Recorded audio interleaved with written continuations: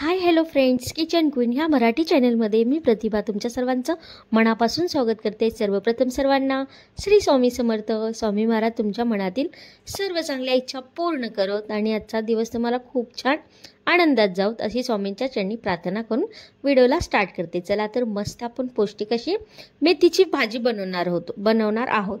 सकाळच्या गडबडीमध्ये अगदी पटकी झट बनून तयार होते, फार वेळ देखील लागत नाही, फक्त 10 मिनिटात ही रेसिपी बनवून तयार होते, शिवाय पौष्टिक आहे। चला आपण रेसिपीला स्टार्ट करूयात। इथे कढई घेतलेली आहे, कढईमध्ये अगदीच आपल्याला 3 ते 4 चमचे तेल टाकायचं आहे। तेल छान तापलं की त्याच्यामध्ये हिरवी मिरची कट करून घेतलेली, साधारण 2 हिरव्या मिरच्या मी कट करून घेतलेल्या आहेत, 2 ते 3 हिरव्या मिरच्या कट करून घेतलेले आहेत। ती हिरवी मिरची यामध्ये ॲड करायची आहे। तेलामध्ये छान असं परतून घ्यायचं आहे आपल्याला।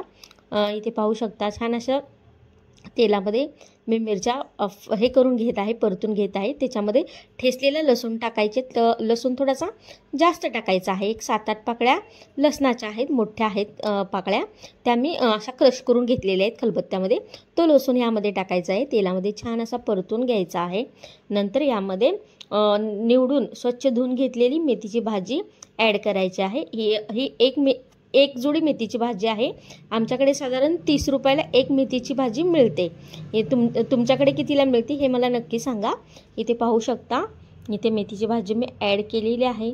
इतकी टेस्टी आणि अप्रतिम अशी बनवून तयार होते। त्यामध्ये चवीनुसार मीठ देखील आपल्याला आत्ताच टाकायचं आहे आणि मीठ थोडंसं बेताना टाकायचा। कोणत्याही हे असतात ना पालेभाज्या, शिजल्यानंतर त्याची क्वांटिटी कमी होते, म्हणून मीठ थोडंसं कमी टाका, नंतर कमी वाटलं तर ॲड करा।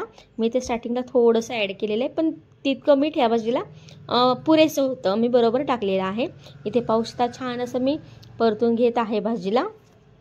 इथे मस्त अशी भाजी शिजत आहे। भाजी शिजत आली की त्याच्यामध्ये आपल्याला शेंगदाण्याचं कूट ॲड करायचं आहे। साधारण एक 3-4 चमचे मी शेंगदाण्याचं जाडसर असं कूट ॲड करायचं आहे, म्हणजे खाताना मस्त लागतं हे शेंगदाण्याचं कूट। इथे पाहू शकता साधारण मी 3-4 चमचे शेंगदाण्याचं कूट ॲड केलेलं आहे। छान असं मिक्स करून घेऊयात।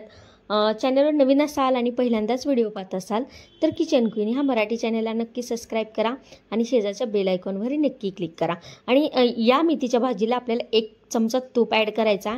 तुपामुळे असली जबरदस्त टेस्ट येते या भाजीला आणि पित्ताचा सुद्धा त्रास होत नाही। कोणाला जर पित्त वगैरे होत असेल ना मेथीची भाजी खाल्ल्यानंतर, त्यांनी 1 चमचा तूप नक्की ॲड करून पहा, खूप छान टेस्ट येते भाजीला आणि पित्त देखील होत नाही। इथे पाहू शकता मस्त अशी 5 मिनिटं मी भाजी शिजून घेते, मस्त अशी पटकिनी भाजी बनवून तयार होते। इथे पाहू शकता मस्त अशी भाजी शिजत आहे।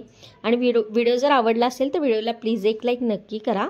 इथे पाहू शकता मस्त टेस्टी अप्रतिम अशी भाजी बनून तयार आहे। रेसिपी जर आवडली तर चॅनलला नक्की सबस्क्राईब करा आणि व्हिडिओ शेवटपर्यंत पाहिलात त्याबद्दल थँक्यू।